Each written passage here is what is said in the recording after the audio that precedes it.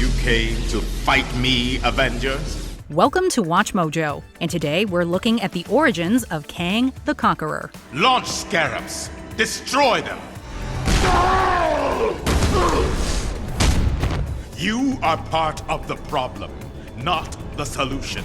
For this video, we'll be diving into the comic backstory of this time-traveling supervillain and how he might become a bigger threat on screen in the upcoming years. And if you're not caught up with Loki on Disney+, beware of a few spoilers ahead.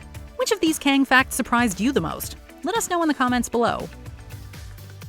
Before gaining a reputation as a notorious conqueror, Kang was born in the 31st century as Nathaniel Richards. There were also hints that he was born as a distant relative to Mr. Fantastic and Dr. Doom. While Nathaniel's true lineage is hard to figure out, we know that he eventually became bored with the utopian society of the year 3000. Nathaniel shook things up by building a time machine and traveling back to ancient Egypt. He used his futuristic tech to rule as a pharaoh named Ramatut. Nathaniel was enjoying his reign until the Fantastic Four arrived in ancient Egypt and forced him to retreat in this time machine.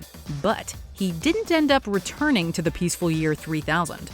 Nathaniel briefly became a villain named Scarlet Centurion, tried to manipulate the Avengers, and met up with his possible ancestor, Dr. Doom. When he tried to return to his own time, he accidentally ended up in the middle of a violent war in the 40th century fought on a ruined Earth. The people in this futuristic society had somehow lost the knowledge of how to use their advanced weapons. Nathaniel took advantage of this fact and used his smarts and all the future artillery to build a massive army. In less than a month, he was ruling over this war-torn Earth and more under the name Kang the Conqueror.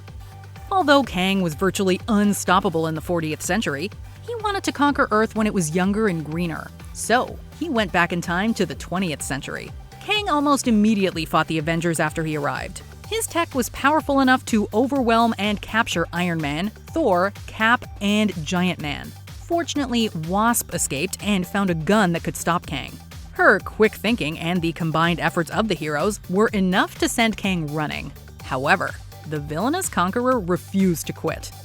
Kang tried several big schemes to conquer the 20th century before he returned to the future and fell for a princess named Ravonna Renslayer. But the royal refused his request for marriage. Kang tried to win her over by bringing the Avengers into the future and beating them up in front of her. However, they eventually sided with Ravonna against Kang.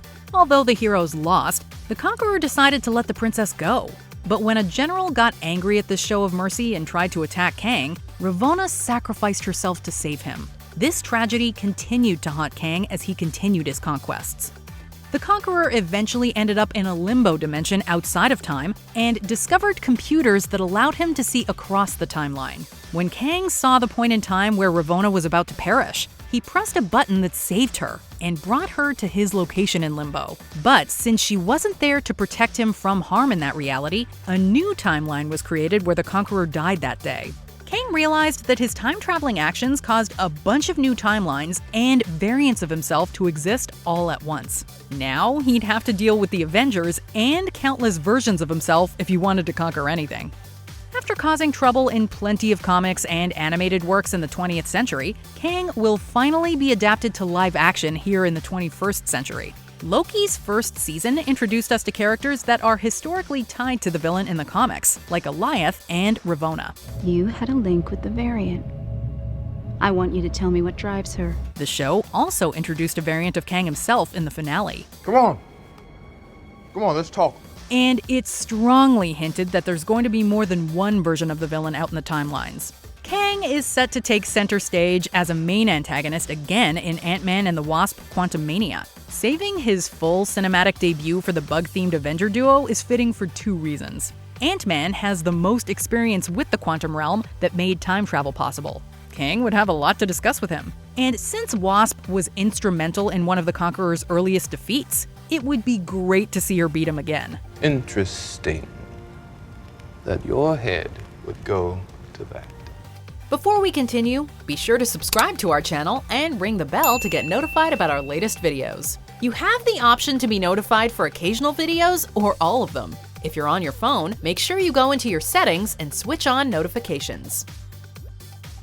Kang's use of time travel, intelligence, and dangerous future tech have made him a powerful enemy over the years. He's been able to defeat Avengers with ease and create new branches in reality. Now that Thanos has been snapped away, there's plenty of room for a new big bad to enter and attempt to take over the universe. It feels like now is the perfect time for Kang to try to conquer the MCU. Feels like a fresh start. Do you agree with our picks? Check out this other recent clip from WatchMojo, and be sure to subscribe and ring the bell to be notified about our latest videos.